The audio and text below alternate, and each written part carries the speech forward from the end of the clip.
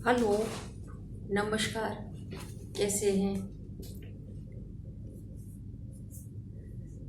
एक थोड़े समय पहले का 2 साल पहले का एक लॉकडाउन के दौरान एक बात इंस्टेंस याद आ गया मुझे। मैंने सोचा आज आपके साथ उसको शेयर करते हैं। एक दिन मैं लॉकडाउन का वो पीरियड चल रहा था और जब थोड़ा सा समय के लिए खुलता था कि आप जाकर अपनी ज़रूरत की चीज़ें आसपास से ले आइए।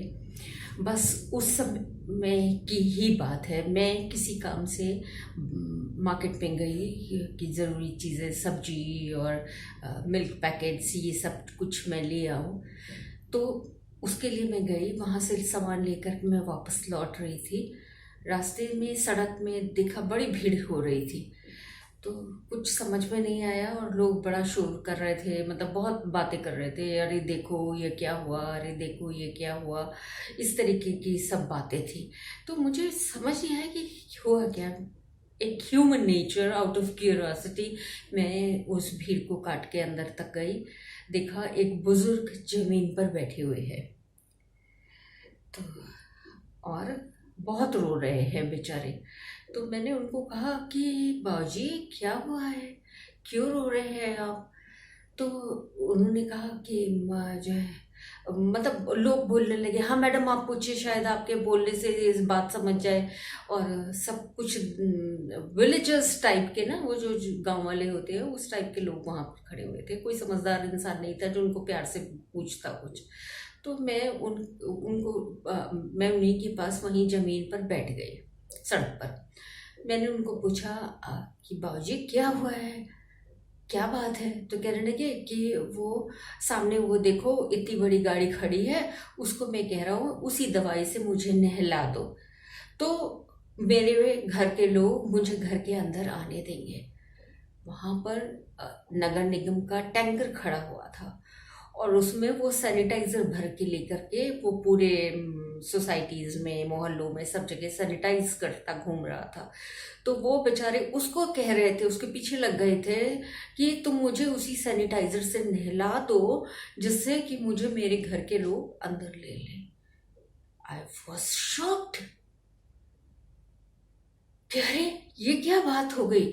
हमने कहा बाबूजी वो सैनिटाइजर है, उससे आपको नहीं नहलाया जा सकता, आपको नुकसान कर सकता है। तो बेचारे और रोने लगे, बताओ कोई रास्ता ही नहीं बचा है कि मैं अपने घर में जा सकूं। तो हमने कहा आप क्यों नहीं जा सकते अपने घर में, क्या आपको कोई बीमारी है, आपको कुछ हुआ है? तो कहते हैं नहीं, मेरी घर के लोग कहते हैं कि बूढ़े लोगों को कोरोना जल्दी होता है, इसलिए तुमको वो करोना हो जाएगा तो बच्चे भी इफेक्ट होंगे, हम लोग भी होंगे और सारे लोग मारे जाएंगे। तो बेटा किसी तरह से ऐसा कर दो कि मुझे करोना ना होने पाए। वो जितना रो रहे थे, रोते रोते उन्होंने, बेचारे ने बताया कि उनके बेटे बहू ने उनको घर के बाहर निकाल दिया है। घर के बाहर पैसेज में उनके लिए एक दरी और सुराही में पानी, और गर्मी थी, कैन यू बिलीव, उस वहां पर उनको छोड़ दिया है।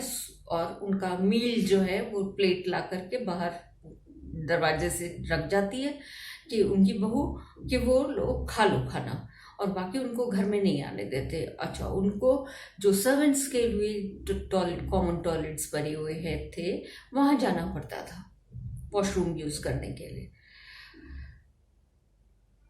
ये बहुत शॉकिंग इंस्टेंस था। बहुत सारी कोशिश की गई, बहुत सारी बात हुई, लेकिन उनके बेटे बहू ने उनको अंदर नहीं लिया। फिर लोगों ने उनको ले जा करके किसी ओल्ड एज होम में पहुंचाया। एनीवे, एक इंस्टेंस ये हुआ तो मुझे ये याद आया, तो लगा कि ये टॉपिक एक बार हमें जरूर आपस में बातचीत करने चाहिए कि क्या हमने कभी ऐसा सोचा है, ऐसा करते समय, कि हम भी तो इसी एज में आएंगे, तब क्या होने वाला है? Who is going to take care of us? हमने तो अपने बड़ों की केयर करी नहीं, तो बड़े क्यों केयर करेंगे? छोटी छोटी चीजें होती है, मैंने फैमिलीज में देखा है जब ओल्ड एज होम विजिट करती हूँ तो देखती हूँ लोगों के चीज़ें सुनी है कि लोग पहनने को कपड़ा नहीं देते, बुजुर्गों को प्रॉपर फूड नहीं देते, उनके बर्तन घर से अलग रखते हैं कि उसमें उनके बच्चे खाना ना खा लें, वो खुद भी उसमें खाना नहीं खाते। गंदे बर्तन होते हैं जो घर के सबसे पुराने टूटे फूटे से, वो बर्तन में खाना उनको दिया जाता है दूर से, बिल्कुल कि छू ना जाए। उनके बिस्तर को भी बिल्कुल कोने में रखा जाता है। मतलब बड़ा बुरा बुरा हाल है, कोई रिस्पेक्ट नहीं, कुछ नहीं। उनके फ्रेंड्स आते हैं तो उस ड्राइंग रूम में उनको आना अलाउड नहीं होता है। उनका खाना ले जाके उनके रूम में दे दिया जाता है, कह दिया जाता है रूम से बाहर मत आइएगा, बाहर लोग आए हुए हैं। कितना ह्यूमिलेटिंग है, कितना पेनफुल है। एक ऐसे माँ बाप आप सोचिए जिन्होंने मालूम नहीं कितना वो आपके बड़े लोग, जब आप बच्चे रहे होंगे, आपका सुसु पोटी एवरीथिंग किया होगा, आप बीमार पड़े होंगे, आपके लिए वो उन्होंने रातों की नींद गंवाई होगी। लेकिन जब उनका मौका आया तो क्या किया? बाहर जाओ।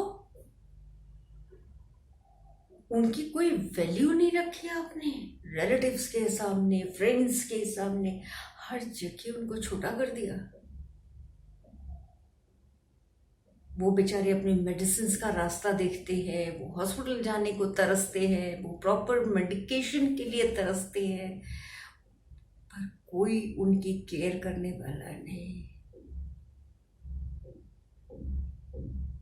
मैंने लोगों के घरों में लोगों का व्यवहार देखा है, वो अपने आगे अपने बड़ों को बोलने ही नहीं देते। वो कुछ भी कहे बड़े लोग, वो तुरंत कहते हैं चुप रहिए, आपको क्या पता, ऐसे नहीं होता है, ऐसे होता है। अरे ये वही पेरेंट्स तो थे जिन्होंने आपको बड़ा किया है, तो उनको उस समय पता था सब कुछ। आज कुछ नहीं पता। कैसे नहीं पता?